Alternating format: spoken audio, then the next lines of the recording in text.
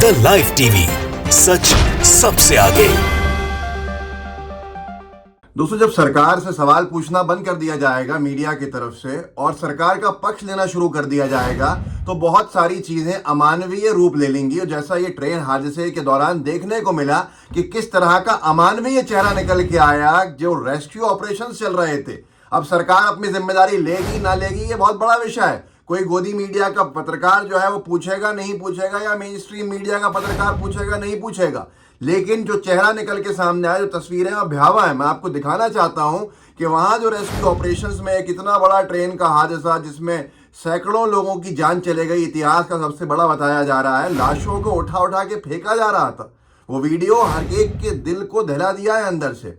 मैं आपको वो तस्वीरें दिखाता हूँ, थोड़ा ब्लर कर दूंगा क्योंकि मजबूरी है मेरी, मैं आपको नहीं दिखा सकता वो सब। लेकिन आप देखिए जो फेंका जा रहा है, ये लाशें हैं लोगों की, और लोगों की लाशों को फेंका ऐसे जा रहा है जैसे कूड़ेदान में डाला जा रहा हो। और इसके बाद से कई सारे सवाल सरकारी तंत्र के ऊपर खड़े हुए हैं कि मोदी सरकार के लोग वहां पर पीआर स्टंट्स तो करने पहुंच गए, लेकिन किस तरह का यह अमानवीय रूप जो कथित वीडियो के अंदर देखने को मिल रहा है, इसके जिम्मेदार कौन है, देखिए इस वीडियो को।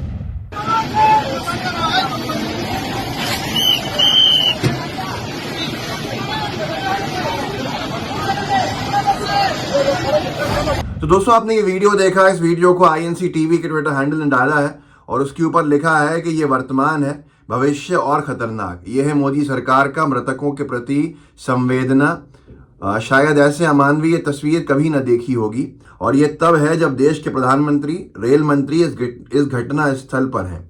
मतलब आप सोचिए कि वहां पर क्या वो लोग करने गए हैं कि वहां प्रशासन जो है रेलवे का, जो रेस्क्यू ऑपरेशंस में लगा है, इस बीजेपी सरकार की नाक के नीचे, इस रेल विभाग की नाक के नीचे लोगों की लाशों को फेंका जा रहा है। और ये लोग वो हैं जिनकी जानें चले गई उस रेल यात्रा करने के दौरान। कई सारे सवाल हैं, कई सारे बिना बताए अनकहे हुए जवाब हैं जिनका आज तक लोग तलाश रहे हैं कि वो जवाब हैं कहाँ पर। लेकिन ये जो चेहरा है इसने हर एक को हिला के रख दिया। क्या इसके ऊपर भी रेल मंत्री का इस्तीफा नहीं होगा?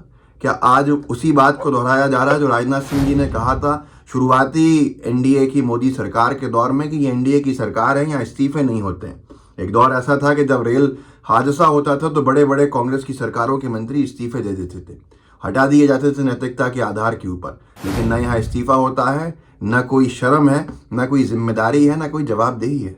आज किससे शिकायत करेंगे, कौन जांच करेगा, ये बड़ा सवाल है। लेकिन ये जब से वीडियो वायरल हुआ है इसके बाद से कई सारे सवाल खड़े हो गए हैं। क्या इस तरह से, इस तरीके से हम अपने लोगों की लाशों को जो जान से हाथ धो बैठे उनको ऐसे फेंकेंगे कूड़े की तरह? कूड़े की गाड़ी में जैसे कचरा भरते हैं ऐसे फेंका जाएगा? इसके ऊपर कोई माफ़ी मांगेगा? इसके ऊपर कोई जवाब देगा या नहीं देगा? ये बड़ा सवाल है। और सवाल पूछने वाले अगर खामोशी से सरकार का पक्ष लेने लगेंगे तो फिर क्या उम्मीद करेंगे? लेकिन अमानवीयता की जो सारी हदें लांघना है वो तो यहाँ पर हुआ कि जब मोदी जी पहुंचे हैं तो न्यूज़ 24 ने इस वीडियो को डाल के लिखा, बालासोर हादसे वाली जगह पहुंचे पीएम मोदी, हादसे वाली जगह का लिया जायजा।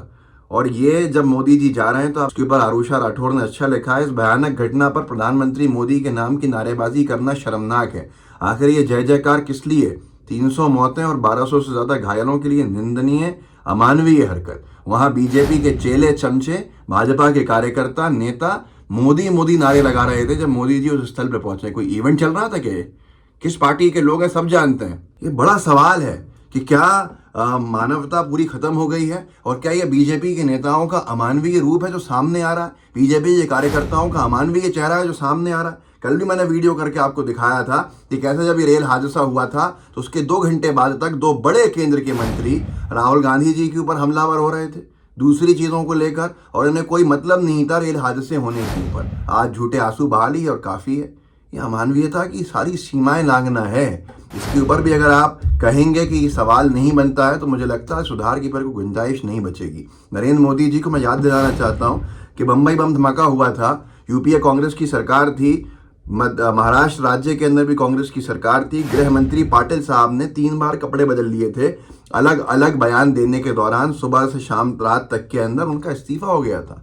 विपक्ष में बीजेपी थी, उसने इस्तीफा मांगा, कांग्रेस की सरकार ने नैतिकता के आधार पर उनका इस्तीफा करा दिया। और आज मोदी जी जब कल पहुंचे हैं तो रेल हादसे की जांच करने के लिए, वहाँ निरीक्षण करने के लिए अलग कपड़े पहने हुए थे। जब मीटिंग के अंदर दोबारा दिखाया जाता है, वो हाई लेवल मीटिंग ले रहे थे तो अलग कपड़े पहने हुए थे। जिस पर रितु चौधरी ने लिखा है कि 300 लोग मरे लेकिन कपड़े बदलने में कोई चूक नहीं, वह परिधान मंत्री जी। अब आप खुद सोच लीजिए, ये मानवता है या ये अमानवीय रूप है?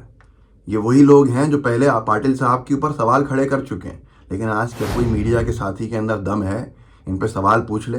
विपक्ष की आवाज़ बनने का दम है मीडिया में? ये बड़ा सवाल है। सवाल इसलिए भी है कि मानवता की बात कहाँ करें, किससे करें?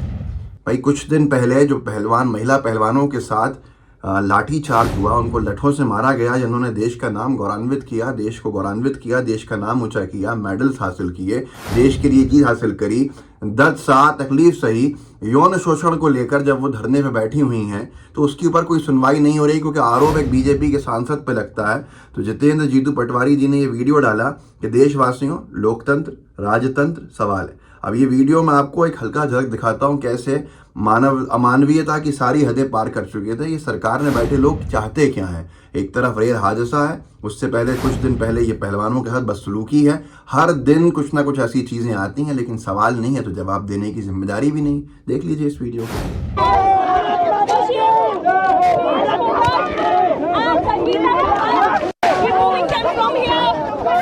दोस्तों देखा आपने किस तरह से पहलवान, जो महिला पहलवान थे, उनके साथ बदसलूकी की गई। अमानवीयता अगर हर तरफ है तो उसका जिम्मेदार कौन है?